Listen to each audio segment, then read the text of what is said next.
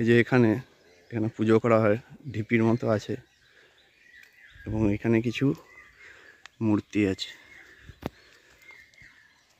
তোমাদেরকে প্রথমেই দেখাই, এটা হচ্ছে যেটা বুঝতে পেরেছে এটা সূর্য দেবতার মূর্তি।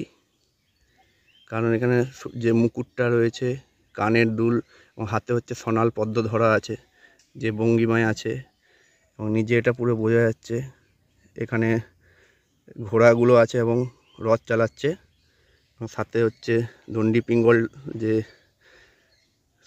মানে সঙ্গী থাকে, দুই সঙ্গী এরকম। এটা একটা সূর্য দেবতার মূর্তি, এটা শনাক্ত করতে পেরেছি।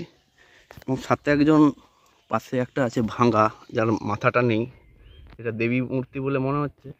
এবং যার নিচে একটা সব বা শিব শুয়ে আছে, যেটা মনে হচ্ছে যার দেবী মূর্তি, যেটা সবের উপরে রয়েছে, যার হাত, একটা হাত তো ভাঙা, বোঝা যাচ্ছে না, ঠিক আছে। এবং এখানে মানুষের অবয়বটা বোঝা যাচ্ছে। এবং তার পাশে এই ঢিপিটার মধ্যে আরও মূর্তি থাকতে পারে, কিন্তু এটা খনন হয়নি। আর যেগুলো রয়েছে সেগুলো সব মাটির, এগুলো দেওয়া হয়েছে, হাতি ঘোড়া এই টাইপের।